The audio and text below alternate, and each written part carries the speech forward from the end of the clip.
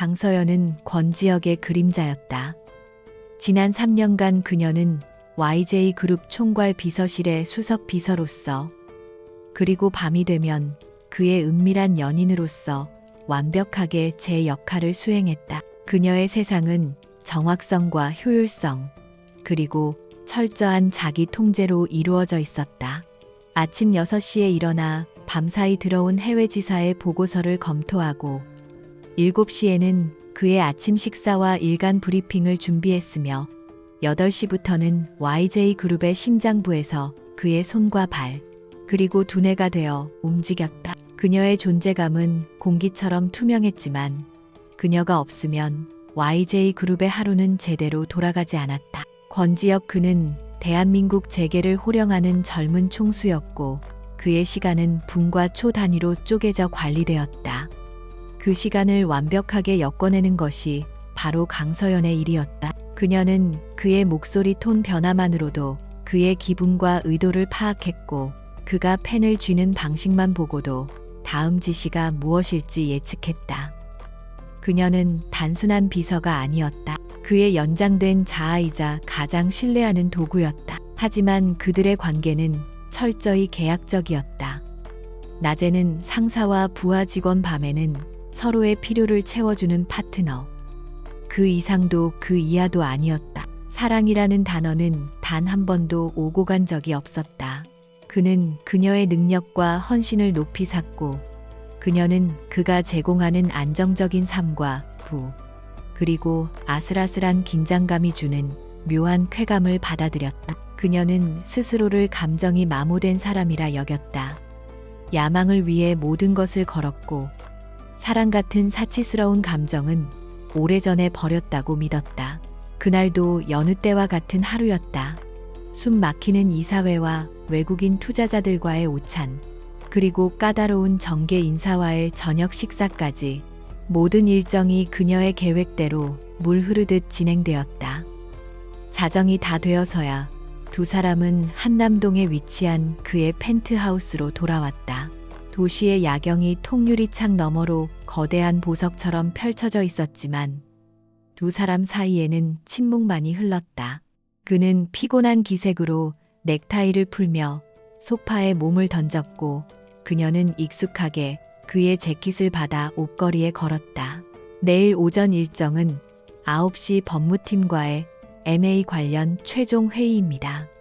오후 2시에는 산업부 장관 면담이 잡혀 있고요. 그녀의 목소리는 기계처럼 정확하고 감정이 없었다. 그는 눈을 감은 채 고개만 까딱였다. 늘 있는 일이었다. 그는 그녀의 보고를 듣고 그녀는 그의 다음 지시를 기다렸다.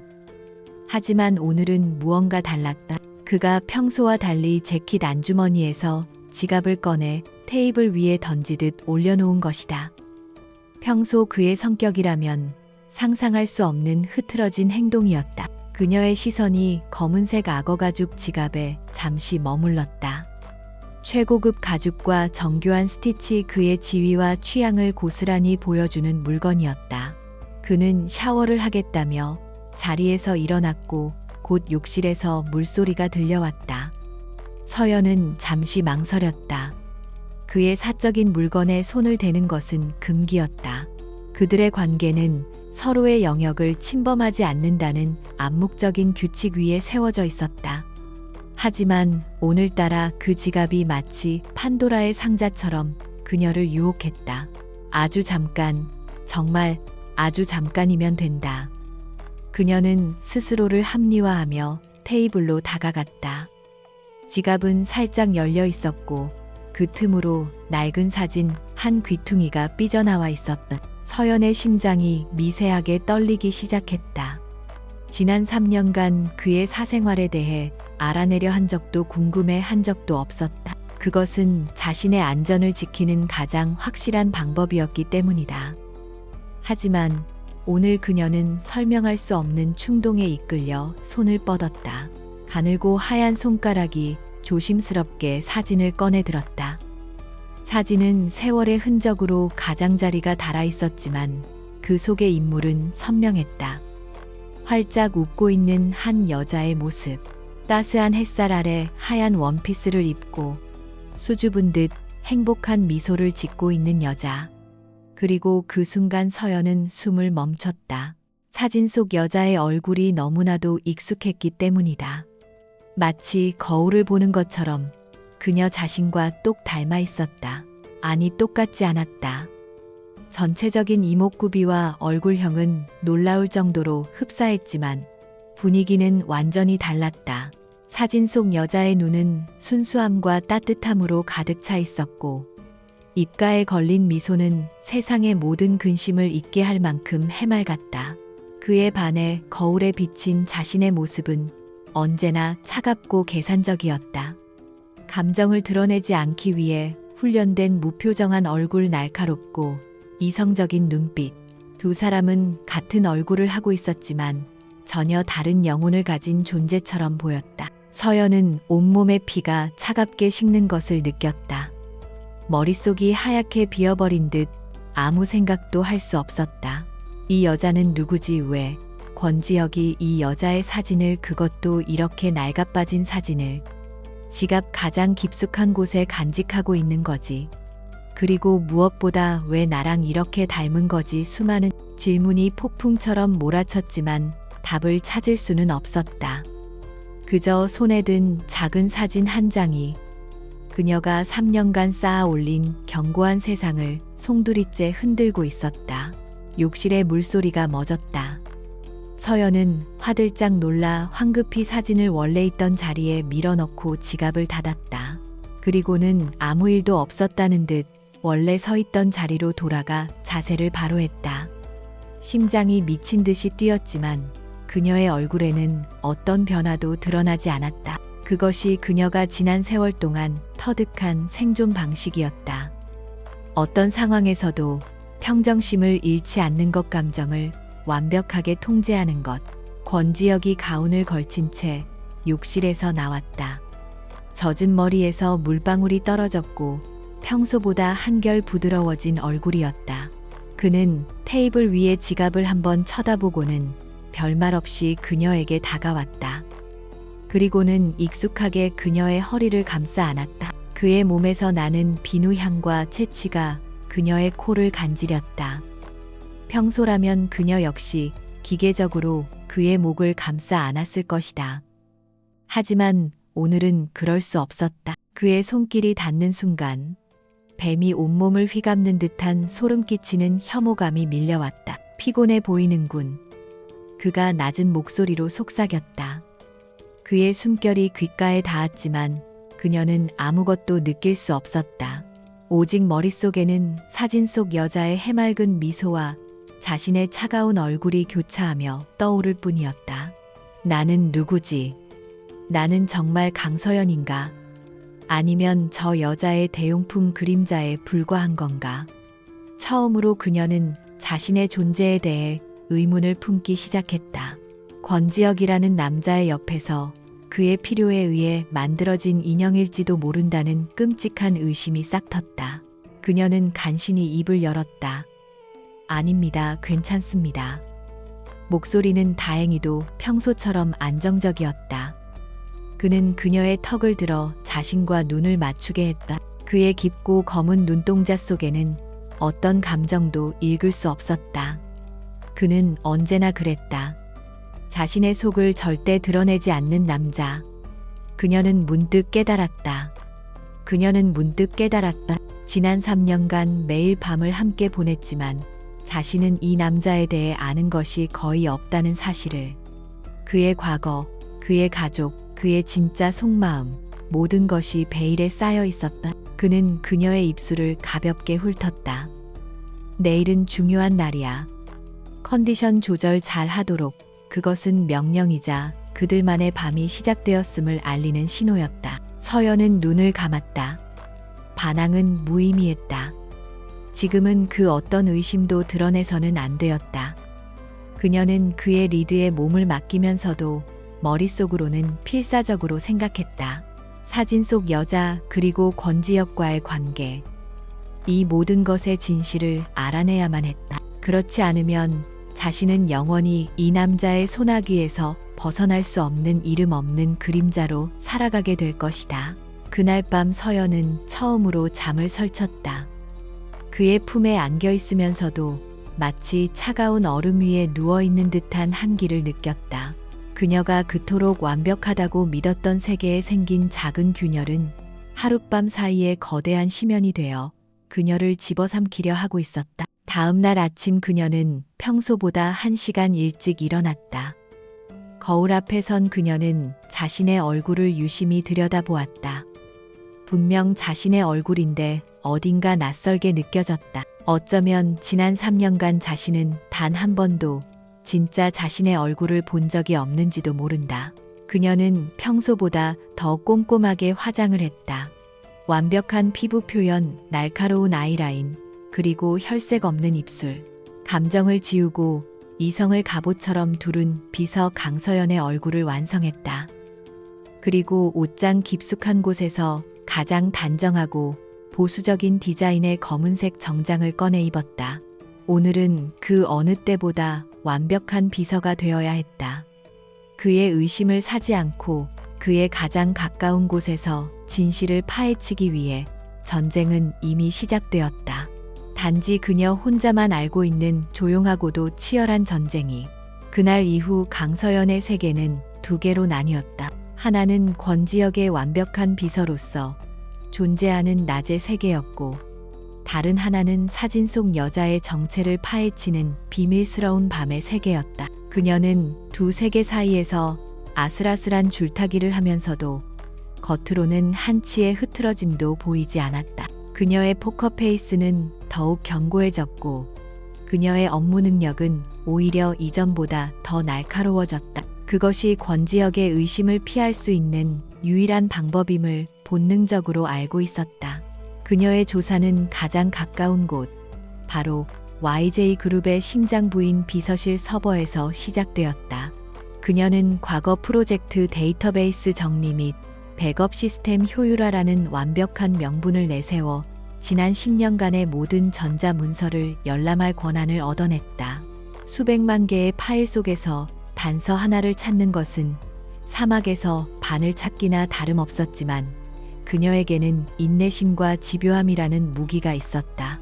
그녀는 먼저 사진의 배경이 될 만한 장소를 찾기 시작했다. 사진 속 여자는 따스한 햇살과 푸른 나무를 배경으로 서 있었다. 전문적인 스튜디오 촬영이 아닌 누군가 개인적으로 찍어준 듯한 자연스러운 스냅 사진이었다. 서연은 권지혁의 과거 개인 일정, 특히 공식적인 출장이 아닌 휴가 기록을 뒤졌다. 하지만 그의 지난 10년간의 기록에는 휴가라는 단어가 거의 존재하지 않았다.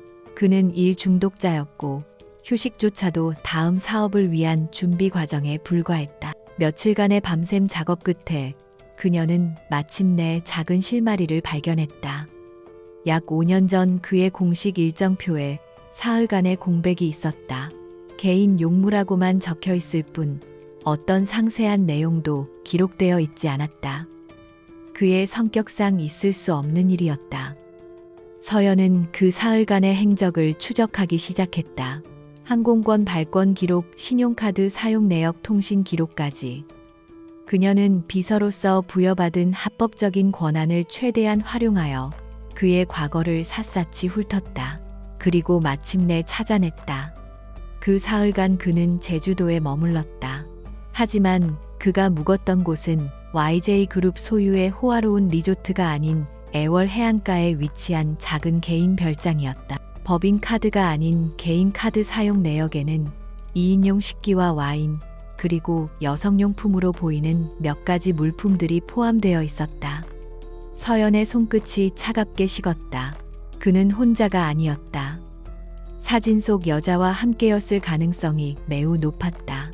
그녀가 조사에 몰두하는 동안 권지혁은 미묘한 변화를 감지하기 시작했다. 그녀는 여전히 완벽하게 일했지만 어딘지 모르게 거리가 느껴졌다. 예전에는 그의 눈빛만 봐도 다음 말을 예측하던 그녀가 이제는 한 박자 늦게 반응하는 일이 잦아졌다. 밤에 그를 대하는 태도 역시 달라졌다. 의무적으로 응하는 듯한 느낌. 그녀의 몸은 그의 곁에 있었지만 영혼은 다른 곳을 헤매는 듯했다. 그는 이유 모를 불쾌감과 불안감을 느꼈다. 어느 날 밤 그가 서재에서 업무를 보고 있을 때 서연은 그의 뒤에서 조용히 서류를 정리하고 있었다. 그는 불쑥 질문을 던졌다. 요즘 무슨 생각하나? 강비서. 그의 목소리는 평소처럼 낮고 차분했지만 그 안에는 날카로운 경계심이 숨어 있었다. 서연은 잠시 숨을 멈췄다. 심장이 철렁 내려앉았지만 그녀는 곧 평정을 되찾고 돌아섰다. 다음 분기 실적 보고서에 대해 생각하고 있었습니다. 유럽 지사의 매출 하락이 예상보다 심각해서요. 그녀의 대답은 흠잡을 데 없이 완벽했다. 그는 더 이상 묻지 않았지만 그의 눈에는 의심의 빛이 스쳐 지나갔다. 그는 자신의 통제권 안에 있던 모든 것들이 제자리에 있기를 바랐다. 강서연 역시 그가 완벽하게 통제하는 가장 중요한 부품 중 하나였다. 그 부품이 조금이라도 삐걱거리는 것은 용납할 수 없었다. 그는 그녀에 대한 감시의 강도를 높이기 시작했다. 그녀가 주고받는 모든 이메일과 통화 기록이 그의 대리인을 통해 조용히 보고되었다. 서연은 그의 감시를 직감했지만 멈추지 않았다. 오히려 더욱 교묘하고 은밀하게 움직였다. 그녀는 외부 해커를 고용하는 대신 그룹 내부의 보안 시스템의 허점을 이용했다. 오래된 서버나 비활성화된 계정들을 통해 우회 경로를 만들었고 자신의 접속 기록을 지우는 치밀함까지 보였다. 그녀는 이제 제주도의 그 작은 별장에 대해 더 깊이 파고들었다. 등기부등본을 열람한 결과 별장의 소유주는 차명으로 되어 있었지만 관리인은 YJ그룹의 퇴직 임원 중 한 명이었다. 그녀는 퇴직 임원의 신상 정보를 이용해 그의 과거 재직 기록과 평판을 조사했다. 그는 권지혁의 아버지인 선대 회장 시절부터 충성을 바친 인물이었고 권지혁이 가장 신뢰하는 신복 중 한 명이었다. 그가 관리하는 별장이라면 권지혁에게는 매우 특별하고 비밀스러운 장소임이 틀림없었다. 이제 남은 것은 그곳에 함께 갔던 여자의 신원을 밝혀내는 것뿐이었다. 하지만 거기서부터 조사는 벽에 부딪혔다. 그녀에 대한 어떤 공식적인 기록도 찾을 수 없었다. 시간이 흐를수록 서연은 초조해졌다. 권지혁의 압박은 보이지 않는 올가미처럼 그녀의 목을 서서히 조여오고 있었다. 그녀는 위험한 도박을 해야만 했다. 그녀는 YJ그룹의 사회공헌팀이 관리하는 과거 기부 행사 사진 아카이브에 접근했다. 명분은 그룹 이미지 제고를 위한 홍보 자료 발굴이었다. 수만 장의 사진 속에서 사람들의 얼굴을 하나하나 확인하는 것은 끔찍한 고역이었다. 하지만 그녀는 포기하지 않았다. 그리고 마침내 그녀는 그 얼굴을 다시 마주했다. 5년 전 한 보육시설에서 열린 작은 자선 음악회 사진이었다. 당시 부사장이었던 젊은 시절의 권지혁이 아이들과 함께 웃고 있었다. 그리고 그의 바로 옆에 사진 속 그녀가 서 있었다. 하얀 블라우스를 입고 긴 머리를 한쪽으로 넘긴 채 아이를 안고 따뜻하게 미소 짓고 있었다. 사진 설명에는 짧은 문장이 적혀 있었다. 권지혁 부사장과 자원봉사자 윤수아 씨. 윤수아. 드디어 그녀의 이름을 알게 되었다. 서연은 모니터 화면에 떠있는 그 세 글자를 뚫어져라 쳐다보았다. 심장이 쿵하고 바닥으로 떨어지는 것 같았다. 이름 모를 그 여자가 아니었다. 윤수아라는 이름을 가진 실존했던 인물이었다. 그녀는 권지혁의 옆에서 저렇게 행복하게 웃고 있었다. 두 사람의 모습은 누가 봐도 다정한 연인처럼 보였다. 서연이 지난 3년간 단 한 번도 가져보지 못한 그런 따뜻한 분위기가 두 사람을 감싸고 있었다. 그 순간 사무실 문이 벌컥 열렸다. 권지혁이었다. 그는 아무 말 없이 성큼성큼 걸어와 그녀의 책상 앞에 섰다. 서연은 미처 화면을 전환할 틈도 없이 얼어붙었다. 그의 시선은 정확히 모니터 화면 속 자신의 과거 모습과 윤수아를 향해 있었다. 그의 얼굴이 순식간에 얼음장처럼 차갑게 굳어졌다. 방 안의 공기가 칼날처럼 날카로워졌다. 그는 천천히 고개를 들어 서연을 바라보았다. 그의 눈에는 살기마저 서려 있었다. 지금 뭘 하고 있는 거지? 권지혁의 목소리는 얼음 조각처럼 날카롭게 공기를 갈랐다. 강서연은 전신의 근육이 딱딱하게 굳는 것을 느꼈지만 10년에 가까운 사회생활 동안 단련된 그녀의 표정은 조금도 변하지 않았다. 그녀는 천천히 의자에서 몸을 돌려 그를 정면으로 마주했다. 그의 검은 눈동자 속에는 분노와 냉혹한 경고가 뒤섞여 이글거리고 있었다. 여기서 조금이라도 당황하는 기색을 보인다면 모든 것이 끝장이라는 것을 직감했다. 그녀는 침착하게 입을 열었다. 목소리가 떨리지 않도록 복부 깊은 곳에서부터 힘을 끌어올렸다. 창립 기념일에 맞춰 그룹의 과거 사회공헌 활동을 재조명하는 아카이브를 구축하라는 홍보팀의 요청이 있었습니다. 역대 기부자 및 자원봉사자 목록을 정리하던 중이었습니다. 그녀의 시선은 흔들림 없이 그의 눈을 향했다. 완벽하게 계산된 거짓말이었고 그녀의 업무 범위 내에서 충분히 가능한 일이었다. 권지혁은 말없이 그녀를 내려다보았다. 그의 시선은 마치 날카로운 칼처럼 그녀의 내면을 파고들어 진실을 찾아내려는 듯했다. 몇 초간의 시간이 영원처럼 길게 느껴졌다. 그는 천천히 그녀의 책상으로 다가와 모니터 화면을 손가락으로 가볍게 두드렸다. 그의 손끝이 닿은 곳은 다정하게 웃고 있는 윤수아의 얼굴이었다. 불필요한 일에 시간 낭비하지 마. 홍보팀에는 내가 직접 이야기하겠다. 그의 말은 사실상의 명령이었다. 더 이상 이 문제에 대해 파고들지 말라는 경고. 그는 몸을 돌려 자신의 집무실로 향하며 마지막 말을 던졌다. 내일 아침까지 MA 관련 최종 보고서 내 책상 위에 올려놓도록. 문이 닫히는 순간 서연은 참았던 숨을 길게 내쉬었다. 온몸에 힘이 풀리면서 식은땀이 등줄기를 타고 흘러내렸다. 그녀는 살아남았다. 하지만 동시에 확신했다. 그는 그녀를 의심하기 시작했다는 것을. 그리고 윤수아라는 이름은 그에게 절대 건드려서는 안 될 영린이라는 것을. 그날 이후 사무실의 공기는 살얼음판처럼 차갑고 위태로워졌다. 권지혁은 그녀에게 이전보다 더 많은 업무를 지시했고 그녀의 일거수일투족을 감시했다. 그녀의 컴퓨터에는 새로운 보안 프로그램이 설치되었고 일부 서버에 대한 접근 권한은 조용히 회수되었다. 그는 그녀를 자신의 곁에 둠으로써 완벽하게 통제하려 했다. 아이러니하게도 그의 이런 행동은 서연의 의심을 더욱 키우는 불쏘시개가 되었다. 그는 무엇을 그토록 필사적으로 숨기려 하는 걸까? 서연은 이제 그룹 내부망을 통한 조사가 불가능하다는 것을 깨달았다. 그녀는 외부에서 그의 감시망이 미치지 않는 곳에서 진실을 찾아야만 했다. 그녀는 퇴근 후 공공도서관의 컴퓨터를 이용하거나 다른 사람의 명의로 개통한 선불폰으로 인터넷에 접속했다.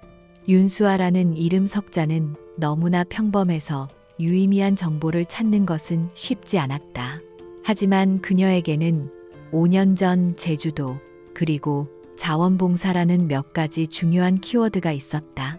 끈질긴 검색 끝에 그녀는 오래된 지방신문의 온라인 기사 하나를 발견했다.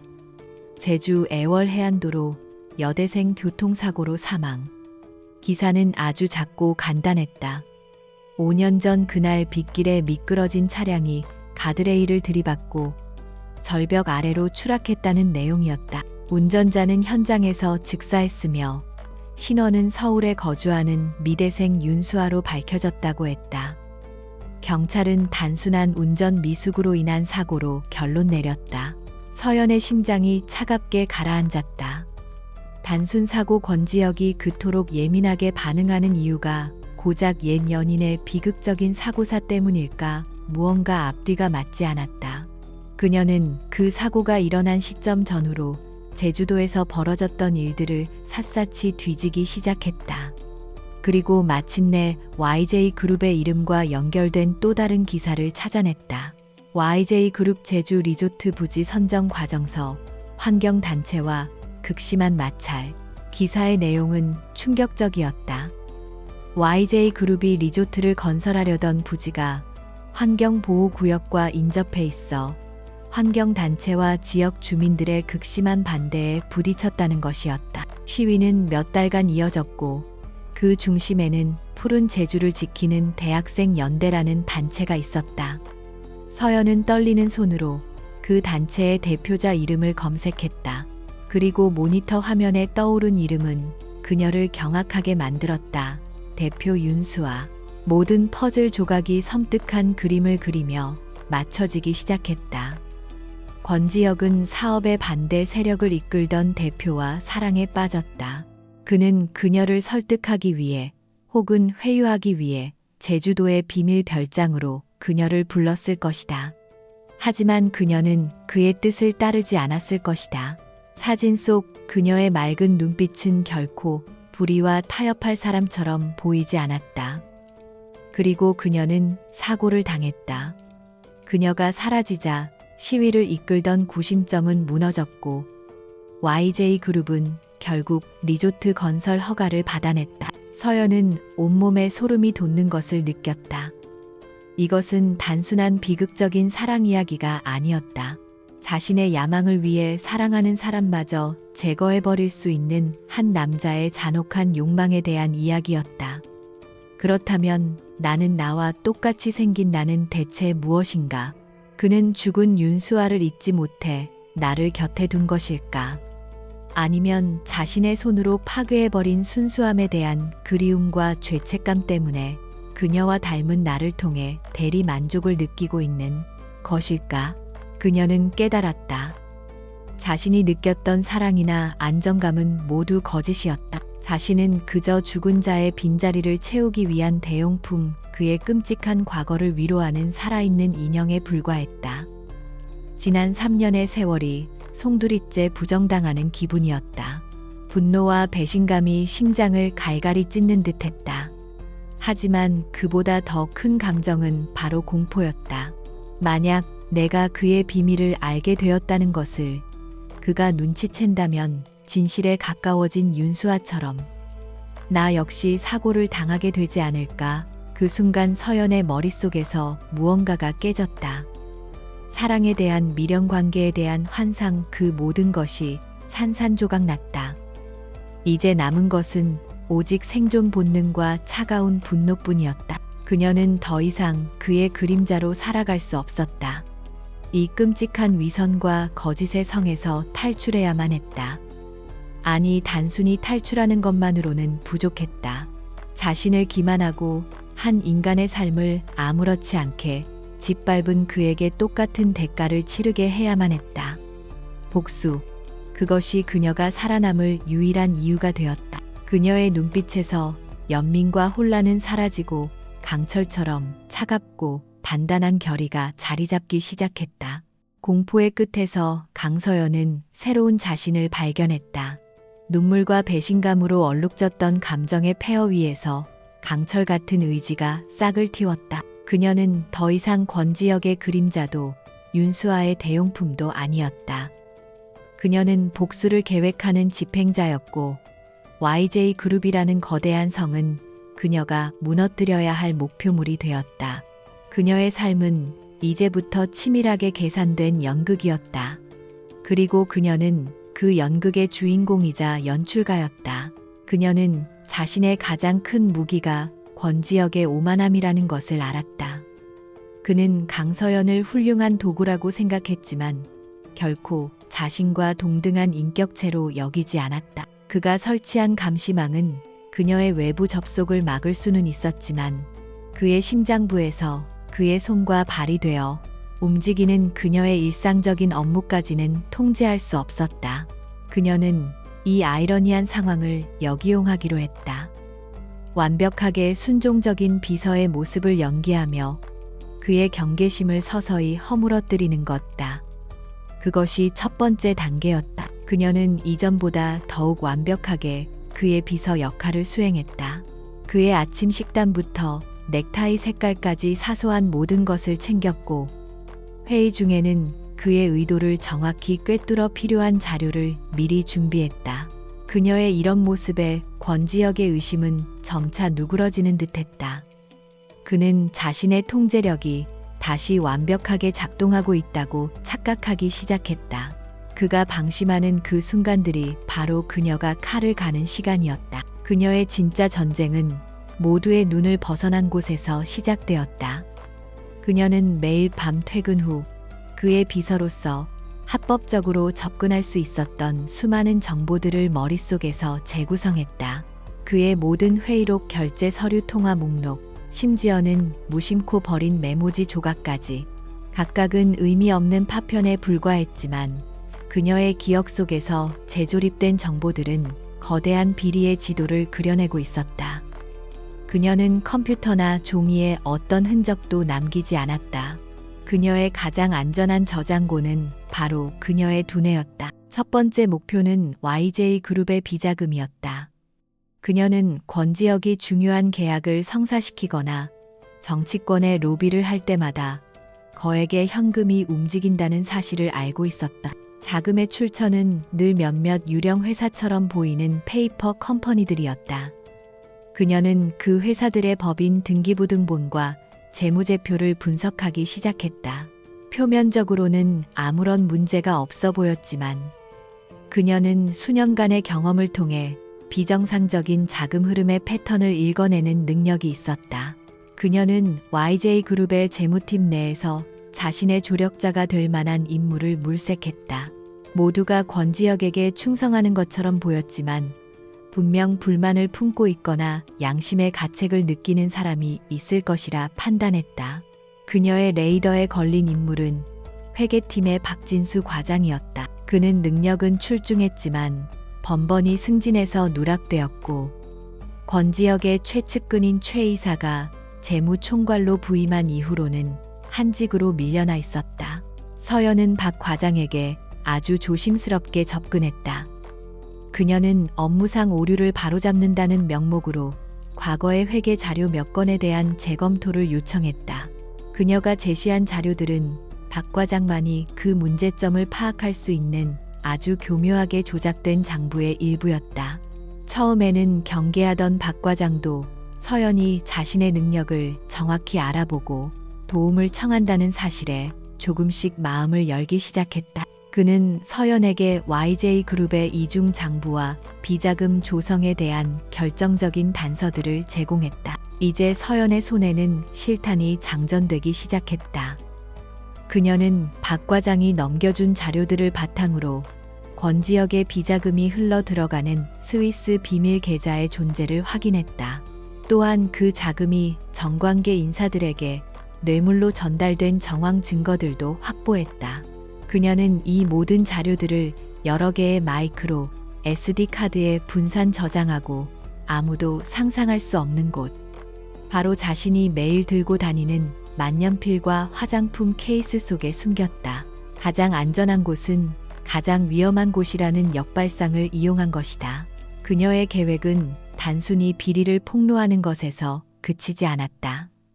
그녀는 권지혁을 사회적으로 매장시킬 완벽한 시나리오를 구상했다. 그가 가장 빛나는 순간, 가장 높은 곳에 올랐다고 생각하는 바로 그 순간에 그를 나락으로 떨어뜨리는 것. 그것이 윤수아와 자신을 기만한 대가였다. 그녀는 YJ그룹의 주주총회 날을 디데이로 잡았다. 그날은 권지혁이 야심차게 추진해온 해외 기업과의 인수합병 안건이 최종적으로 결정되는 그의 대관식과도 같은 날이었다. 그녀는 이제 정보를 유출할 파트너를 찾아야 했다. 부패한 주류 언론은 믿을 수 없었다. 그들은 YJ그룹의 광고비에 길들여져 있었기 때문이다. 그녀는 끈질긴 조사 끝에 대기업의 비리를 전문적으로 파헤치는 한 인터넷 언론사의 정의감 넘치는 기자를 찾아냈다. 그녀는 익명으로 그에게 몇 가지 작은 정보들을 흘리며 그의 신뢰도를 시험했다. 그가 끈질기게 사실을 파고들어 진실을 보도하는 것을 확인한 후에야 그녀는 그를 자신의 마지막 카드로 사용하기로 결정했다. 모든 준비는 끝났다. 이제 그녀는 조용히 때를 기다리는 암살자처럼 권지혁의 그림자 속에서 마지막 칼날을 갈고 있었다. 강서연의 반격은 소리 없는 파문처럼 시작되었다. 그녀는 권지혁이 가장 중요하게 여기는 프로젝트 바로 유럽의 바이오 기업 노바젠 인수건부터 손을 댔다. 그녀는 익명으로 노바젠의 2대 주주에게 이메일 한 통을 보냈다. 메일에는 YJ그룹이 제시한 인수가가 실제 기업 가치보다 현저히 낮게 책정되었다는 점을 암시하는 내부 평가 자료의 일부와 YJ그룹의 자금 조달 계획에 잠재적인 위험 요소가 있다는 분석이 담겨 있었다. 며칠 후 잠잠하던 인수협상에 예상치 못한 변수가 발생했다. YJ그룹과 경쟁 관계에 있던 미국계 사모펀드가 훨씬 더 좋은 조건으로 새로운 인수 제안을 내놓은 것이다. YJ그룹이 독점적으로 진행하던 협상은 순식간에 혼전 양상으로 바뀌었다. 이 소식이 전해지자 권지혁은 집무실의 모든 것을 부술듯이 분노했다. 정보가 샜다는 것은 명백했다.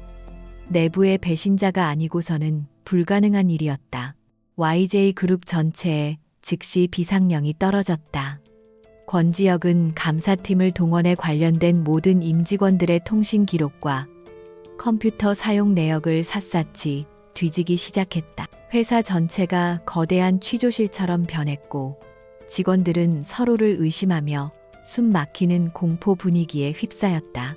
강서연은 이 모든 혼란의 중심에서 태풍의 눈처럼 고요하게 자신의 자리를 지켰다. 그녀의 얼굴에는 그 어떤 감정도 드러나지 않았고 그녀의 업무는 평소와 다름없이 완벽했다.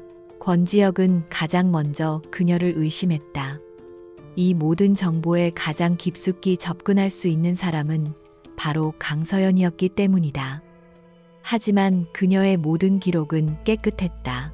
그녀는 어떤 의심스러운 통신이나 파일 전송의 흔적도 남기지 않았다. 오히려 그녀는 감사팀의 요청에 가장 적극적으로 협조하며 이번 정보 유출로 인해 권지혁이 얼마나 큰 피해를 입었는지에 대해 진심으로 안타까워하는 연기를 펼쳤다. 하지만 권지혁의 의심은 사라지지 않았다. 그는 이제 그녀를 시험하기 시작했다. 그는 일부러 왜곡된 정보나 거짓 계획들을 그녀에게만 흘렸다. 만약 그 정보가 외부로 유출된다면 범인은 명백히 그녀가 되는 함정이었다. 서연은 그의 의도를 즉시 간파했다. 그녀는 그가 던진 미끼를 물지 않았고 오히려 그가 준 거짓 정보를 바탕으로 완벽한 보고서를 작성해 올리며 그의 신뢰를 되찾기 위해 노력하는 충성스러운 모습을 보였다. 그들의 심리전은 날이 갈수록 더욱 교묘하고 치열해졌다. 어느 날 밤 늦게까지 야근하던 서연을 권지혁이 자신의 집무실로 불렀다. 그는 어둠 속에 잠긴 도시의 야경을 등진 채 서 있었다. 강비서, 당신은 내가 가장 신뢰하는 사람이야. 그의 목소리는 평소보다 훨씬 부드러웠지만 그 안에는 서늘한 칼날이 숨겨져 있었다. 이번 배신자는 누구라고 생각하지? 당신의 날카로운 통찰력이 필요해. 이것은 시험이었다. 그녀의 반응을 떠보고 그녀의 생각의 흐름을 읽어내려는 함정 질문이었다. 서연은 잠시 침묵했다. 그리고는 조심스럽게 하지만 단호하게 입을 열었다. 회장님의 자리를 가장 위협하는 사람, 그리고 이번 MA 실패로 가장 큰 이득을 보는 사람일 겁니다. 그녀는 특정인을 지목하지 않았다. 대신 권지혁의 머릿속에 이미 존재하고 있던 적들을 스스로 떠올리게 만들었다. 그녀는 말을 이었다. 최근 그룹 내에서 선대 회장님의 동생이신 권영택 고문님의 움직임이 심상치 않다는 보고가 있었습니다. 몇몇 원로 이사들과 비밀리에 접촉하고 있다는 이야기도 들립니다. 그녀가 던진 정보는 사실이었다. 그녀는 권지혁의 시선을 자신에게서 다른 곳으로 돌리기 위해 내부의 권력 다툼을 이용했다. 그의 가장 큰 약점은 바로 자신의 자리에 대한 불안감이라는 것을 그녀는 정확히 꿰뚫고 있었다. 그녀의 분석은 논리적이었고 권지혁이 가지고 있던 의심과 정확히 일치했다. 그의 눈빛이 미세하게 흔들렸다. 그는 자신의 불안감을 그녀에게 들킨 것 같아 불쾌했지만 동시에 그녀의 분석 능력에 다시 한번 감탄했다. 그는 서연에 대한 의심을 완전히 거두지는 않았지만 분노의 화살을 우선 자신의 숙부인 권영택 고문에게로 돌렸다. 서연은 또 한 번의 위기를 넘겼지만 이제부터가 진짜 시작이라는 것을 알았다. 서연의 두 번째 공격은 YJ그룹의 자금주를 향했다. 박진수 과장을 통해 확보한 비자금 장부를 바탕으로 그녀는 금융감독원에 익명의 투서를 보냈다. 투서의 내용은 YJ그룹의 한 계열사가 수년에 걸쳐 분식회계를 통해 거액의 비자금을 조성했다는 것이었다. 그녀는 당장 문제가 터지지 않도록 아주 작은 부분의 혐의만을 제기했다. 거대한 댐에 작은 균열을 내는 것과 같았다. 금융감독원은 즉시 해당 계열사에 대한 특별 세무조사에 착수했다. 이 소식은 주식시장에 즉각적인 충격을 주었고 YJ그룹의 주가는 폭락하기 시작했다. 노바젠 인수자금 마련에도 심각한 차질이 생겼다. 권지혁은 사방에서 터져나오는 문제들을 해결하기 위해 미친 듯이 뛰어다녔다. 그는 완전히 궁지에 몰리고 있었다. 그리고 그 모든 상황을 그의 바로 옆에서 가장 완벽한 비서의 모습으로 지켜보는 강서연이 있었다. 그녀는 그의 제국이 무너지는 소리를 가장 가까이에서 듣고 있었다. 주주총회 날이 시시각각 다가오고 있었다. YJ그룹의 정기 주주총회가 열리는 날. 서울의 중심에 위치한 컨벤션 센터는 대한민국의 권력이 모두 모인 듯한 열기로 가득 찼다. 수많은 취재진의 플래시가 쉴 새 없이 터졌고 정재계의 거물들이 속속 도착했다. 오늘은 단순한 주주총회가 아니었다. 권지혁이 자신의 시대를 선포하고 노바젠 인수를 통해 YJ그룹을 명실상부한 글로벌 초일류 기업으로 올려놓을 야심찬 계획을 발표하는 대관식이었다. 권지혁은 그 어느 때보다 자신감에 차 있었다. 최근에 터진 몇 가지 악재들은 그의 강력한 리더십 아래 모두 정리된 듯 보였다. 경쟁자는 자금 압박으로 물러섰고 금융감독원의 조사는 단순한 행정착오로 마무리되었다.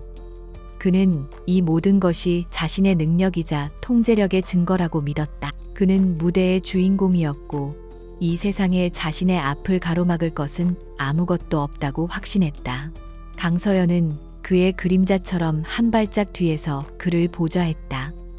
그녀는 완벽하게 다려진 검은색 정장 차림에 머리카락 한 올 흐트러짐 없는 모습이었다. 그녀는 그의 동선을 체크하고 연설문을 최종적으로 점검했으며 무대 감독에게 마지막 지시를 내렸다. 그녀의 침착하고 빈틈없는 모습에 그 누구도 그녀가 대한민국 재계의 심장을 멈출 거대한 폭풍을 준비하고 있다는 사실을 상상조차 하지 못했다.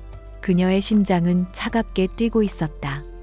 복수를 위한 모든 준비는 끝났다. 권지혁이 마침내 연단에 올랐다. 장내에 힘찬 박수가 울려 퍼졌다. 그는 만족스러운 미소를 지으며 좌중을 둘러보았다. 그의 시선이 잠시 무대 아래쪽에 서 있는 서연에게 머물렀다. 그는 고갯짓으로 그녀에게 신호를 보냈고 서연은 가볍게 고개를 숙여 화답했다. 그것은 승리를 앞둔 왕과 그의 가장 충성스러운 신하가 나누는 마지막 교감처럼 보였다. 하지만 그 순간 서연의 눈빛에는 다른 의미가 담겨 있었다. 그것은 끝을 알리는 고요한 작별 인사였다. 그녀는 조용히 행사장 뒤편의 통제실로 향했다. 그녀의 손에는 작은 태블릿 PC가 들려 있었다. 그 안에는 지난 몇 달간 그녀가 목숨을 걸고 모은 모든 것이 담겨 있었다. 권지혁의 비자금, 내역, 정관계, 로비 장부, 주가 조작 증거, 그리고 윤수아의 죽음과 관련된 모든 정황 증거들. 이 모든 파일들은 여러 개의 암호로 봉인되어 단 한 번의 터치로 세상에 공개되도록 설정되어 있었다. 권지혁의 연설이 절정으로 치닫고 있었다. 존경하는 주주 여러분, 오늘 YJ그룹은 새로운 역사를 시작합니다. 노바젠 인수를 통해 우리는 그가 가장 극적인 순간을 연출하며 잠시 말을 멈춘 바로 그 순간이었다. 서연은 망설임 없이 태블릿 화면의 전송 버튼을 눌렀다. 수십 개의 이메일과 데이터 패킷이 대한민국에서 가장 영향력 있는 곳들을 향해 동시에 발송되었다. 그녀가 선택한 인터넷 언론사, 검찰청 특수부, 그리고 주주총회에 참석한 모든 주요 주주들에게 처음에는 아무도 변화를 눈치채지 못했다. 하지만 잠시 후 장내 곳곳에서 조용한 진동음이 울리기 시작했다. 주주들의 휴대폰과 태블릿에 도착한 긴급 알림이었다. YJ그룹 권지혁 회장, 수천억 원대 비자금 조성 및 뇌물 공여 혐의라는 제목의 기사 링크였다. 사람들의 얼굴에 당혹감이 스쳐 지나갔다. 웅성거림이 점차 커지기 시작했다. 일부 주주들은 이메일로 도착한 첨부 파일을 열어보고는 경악을 금치 못했다.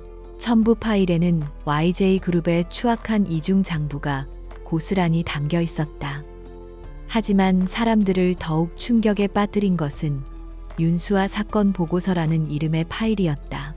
파일에는 권지혁이 리조트 부지를 확보하기 위해 시위대 대표였던 윤수아에게 의도적으로 접근했으며 그녀가 끝까지 타협을 거부하자 의문의 교통사고로 위장해 살해했다는 충격적인 정황들이 날짜별로 정리되어 있었다. 그것은 한 기업 총수의 비리를 넘어선 인간의 탈을 쓴 악마의 연대기였다. 권지혁은 장내의 소란에 당황하며 연설을 멈췄다. 조용히 해주십시오. 그가 소리쳤지만 아무도 그의 말에 귀 기울이지 않았다. 사람들은 이제 그를 경멸과 혐오의 눈빛으로 쳐다보고 있었다. 바로 그때 행사장 뒷문이 거칠게 열리며 검은 양복을 입은 남자들이 들이닥쳤다. 서울중앙지검 특수부입니다. 권지혁 씨를 횡령 및 뇌물공여 증거인멸 교사 혐의로 긴급 체포합니다. 검찰의 외침이 장내에 울려 퍼졌다. 모든 것이 순식간에 일어났다. 화려했던 대관식은 순식간에 아수라장으로 변했다. 권지혁은 멍하니 그 자리에 서서 눈앞에서 벌어지는 현실을 믿을 수 없다는 듯 허공을 바라보았다. 그의 제국이, 그가 평생을 바쳐 쌓아 올린 성이 단 몇 분 만에 모래성처럼 무너져 내리고 있었다. 그리고 그 순간 혼란스러운 군중 너머로 통제실 유리창 안에 서 있는 강서연의 모습이 그의 눈에 들어왔다. 그녀는 아무 표정 없이 그저 차갑게 그를 내려다보고 있었다. 그들의 시선이 허공에서 마주쳤다. 그 짧은 순간 권지혁은 모든 것을 깨달았다. 배신자는 그의 숙부도 다른 누구도 아니었다. 바로 자신의 그림자라고 믿었던, 자신의 가장 완벽한 도구라고 생각했던 강서연이었다. 그의 얼굴이 분노와 절망, 그리고 믿을 수 없다는 충격으로 일그러졌다. 그는 그녀를 향해 무어라 소리치려 했지만 검사들의 손에 이끌려 무력하게 끌려나갔다. 그의 마지막 모습은 한때 자신이 모든 것이라 믿었던 세상의 잔해 속에서 무너지는 패배자의 모습이었다. 권지혁의 몰락은 한 시대의 종말을 의미했다. 대한민국을 호령하던 거대 제국 YJ그룹은 총수의 구속과 함께 뿌리부터 흔들렸다. 주가는 연일 폭락했고 국내외에서 진행되던 모든 계약이 중단되었다. 검찰의 압수수색은 그룹의 모든 계열사로 확대되었고 파헤쳐지는 비리의 규모는 양파 껍질처럼 벗겨낼수록 거대해졌다. 권지혁이라는 절대 권력자가 사라진 YJ는 표류하는 난파선과 같았다. 강서연은 이 모든 혼돈의 한가운데에 서 있었다. 하지만 그녀는 더 이상 폭풍을 일으키는 사람이 아니었다. 그녀는 모든 것이 무너져 내린 폐허를 묵묵히 정리하는 수습자의 역할을 맡았다. 그녀는 익명의 제보자로서 검찰 수사에 적극적으로 협조했다. 그녀가 수년간 정리해온 자료들은 YJ 그룹의 비리를 입증하는 가장 강력하고 결정적인 증거가 되었다. 그녀의 치밀함 덕분에 수사는 급물살을 탔고 권지혁을 비호하던 정치권의 세력들마저 등을 돌렸다. 회사에서는 비상대책위원회가 꾸려졌다. 강서연은 자신의 모든 업무와 자료를 위원회에 인계했다. 그녀는 단 한치의 사적인 감정도 드러내지 않고 오직 완벽한 비서로서의 마지막 임무를 수행했다. 위원회의 임원들은 그녀의 프로페셔널한 태도와 위기관리 능력에 감탄하며 그룹에 남아달라고 간곡히 부탁했다. 그들은 그녀에게 파격적인 조건과 높은 직책을 약속했다. 하지만 서연은 조용히 고개를 저었다. 그녀는 모든 인수인계가 끝난 날 사직서를 제출했다. 지난 10년간 그녀의 모든 것이었던 YJ 그룹과의 공식적인 작별이었다. 그녀는 자신의 모든 짐을 작은 여행, 가방 하나에 담았다. 권지혁이 사준 명품 옷들과 보석 화려한 구두들은 모두 그 자리에 남겨두었다. 그것들은 진짜 강서연의 것이 아니었다. 그의 욕망이 만들어낸 허상의 소유물일 뿐이었다. 그녀는 처음 입사할 때 입었던 낡은 정장 한 벌만을 챙겨 들고 조용히 그곳을 빠져나왔다. 서울을 떠나기 전 그녀는 한 곳을 들렀다. 윤수아의 유골이 안치된 작은 추모 공원이었다. 서연은 그녀의 사진 앞에 하얀 국화 한 다발을 내려놓았다. 사진 속에서 윤수아는 여전히 세상을 다 가진 듯 행복하게 웃고 있었다. 서연은 한참 동안 말없이 그녀의 얼굴을 바라보았다. 이제 편히 쉬어요. 그것은 자신에게 하는 다짐이기도 했다. 그녀는 더 이상 윤수아의 그림자로서 그녀의 복수를 대신하는 사람으로서 살지 않을 것이다. 이제부터는 오롯이 강서연의 삶을 살아갈 것이다. 그녀가 향한 곳은 제주도였다. 모든 비극이 시작되었던 곳이자 끝을 맺어야 할 장소였다. 그녀는 윤수아가 사고를 당했던 애월 해안도로의 절벽을 찾아갔다. 거센 바닷바람이 그녀의 머리카락을 흩날렸다. 그녀는 부서지는 파도를 내려다보며 권지혁을 떠올렸다. 그에 대한 분노나 증오는 이제 남아있지 않았다. 그저 한 인간의 뒤틀린 욕망이 얼마나 많은 것을 파괴할 수 있는지에 대한 깊은 연민과 허무함만이 느껴졌다. 그는 이제 그녀의 인생에서 완전히 지워진 존재였다. 1년 후 제주시의 한적한 동네에 서연의 책방이라는 작은 서점이 문을 열었다. 화려한 서울의 펜트하우스와는 비교할 수 없는 소박한 공간이었지만 그곳은 처음으로 온전히 그녀 자신의 것이었다. 그녀는 더 이상 날카로운 정장을 입지도 감정을 숨기는 화장을 하지도 않았다. 편안한 면 원피스에 화장기 없는 얼굴, 그녀는 자신의 진짜 얼굴을 되찾았다. 그녀의 얼굴에는 과거의 냉소와 긴장감 대신 부드럽고 평온한 미소가 자리 잡고 있었다. 책방은 동네 사람들의 사랑방이 되었다. 아이들은 서가 사이를 뛰어다니며 책을 읽었고 어른들은 그녀가 내려주는 따뜻한 커피 한 잔의 시름을 잊었다. 그녀는 사람들과 눈을 맞추고 그들의 이야기에 귀를 기울이며 웃고 우는 법을 다시 배웠다. 마모되었다고 생각했던 그녀의 감정은 마치 오랜 가뭄 끝에 단비가 내린 땅처럼 다시 촉촉하게 살아나고 있었다. 어느 날 오후 라디오 뉴스에서 권지혁의 최종 판결 소식이 흘러나왔다. 징역 25년, 수많은 혐의들이 인정되어 법정 최고형이 선고되었다고 했다. 뉴스를 듣는 그녀의 표정은 담담했다. 그녀는 조용히 라디오를 끄고 창가에 놓인 작은 화분에 물을 주었다. 그녀의 복수는 끝났다.